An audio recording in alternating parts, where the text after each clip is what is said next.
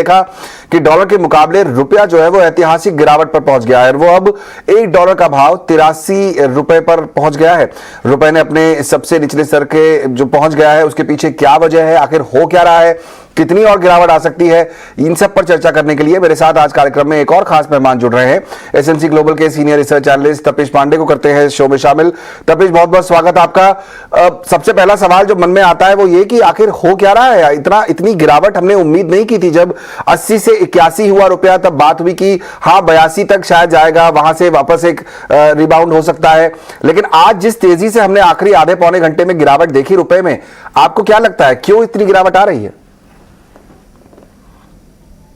हम अगर बात करें, आज हमने दो मेजर इकोनॉमीज के इन्फ्लेशन डेटा देखे हैं। यूके का इन्फ्लेशन डेटा आया है जो कि 40 सालों में सबसे ज्यादा है, 10.1 का। साथ ही यूरोपियन एरिया का भी इन्फ्लेशन डेटा है, हालांकि वो थोड़ा सा कम हुआ है, फिर भी 2 डिजिट के पास ही है।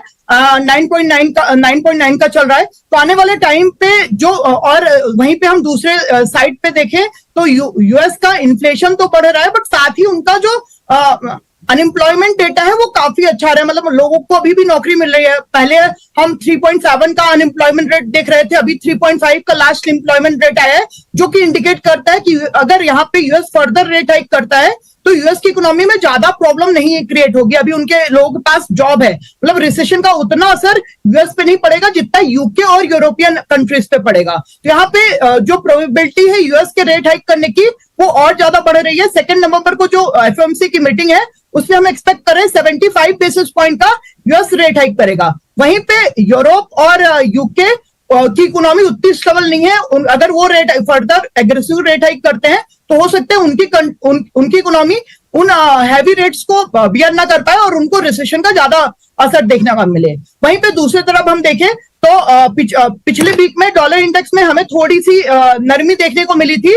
114 से 110 के लेवल तक डॉलर इंडेक्स कूल ऑफ हुआ था, लेकिन रुपी में हमें ज्यादा बढ़त देखने को नहीं मिली, क्योंकि अगर आप देखो, हमने प्रीवियस वीक आरबीआई ने अपना फॉरेक्स रिजर्व थोड़ा बढ़ाया है, इसलिए रुपी को उतनी स्ट्रेंथ नहीं मिली जितनी डॉलर में वीकनेस आई थी। अब वापस डॉलर इंडेक्स ने अपनी रैली स्टार्ट की तो रुपी यहाँ पे डॉलर रुपी पे शॉर्ट कवरिंग स्पीड से देखने को मिली और 83 का लेवल यहाँ पे ब्रेक होता हुआ दिखा।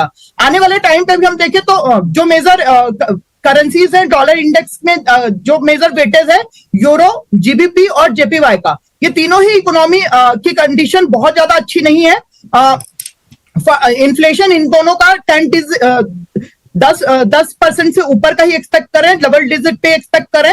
वहीं पे उसके कंपैरिजन में यूएस की कंडीशन काफी बेहतर है। तो जीबीपी और यूरो में गिरावट बनी रहेगी। साथ ही जापानीज, अगर हम बैंक ऑफ जापान की बात करें, बैंक ऑफ जापान का कोई मेजर एक्शन न लेना भी यहाँ पे डॉलर की स्ट्रेंथ को हवा देता हुआ दिख रहा है। करेक्ट तपेश, लेकिन मैं क्विकली आपसे ये जानना चाहूंगा, एक आखिरी सवाल पूछूंगा आपसे, और वो ये कि आपको क्या लगता है कितनी और गिरावट अभी रुपए में एक शॉर्ट टर्म में बाकी है जिसके बाद एक हम रिबाउंड देख पाए?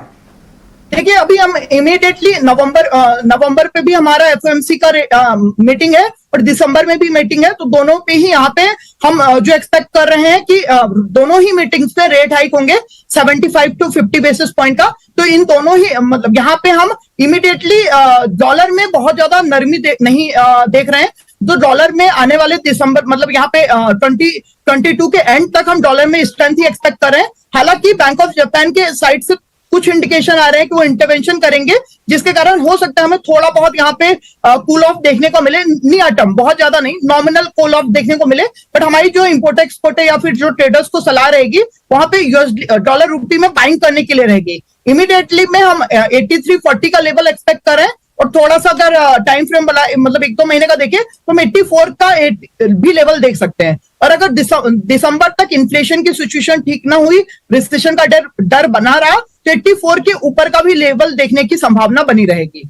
महंगाई एक बड़ा फैक्टर है और उसके बाद ये तय होगा कि 84 या उसके ऊपर रुपया जाता है कि नहीं। फिलहाल 83.40 तक के लेवल शॉर्ट टर्म में दिखाई दे रहे हैं। बहुत शुक्रिया तपिश, समय निकालकर हमारे साथ आज जुड़ने के लिए। आशीष, ऐसे में जब हम देख रहे हैं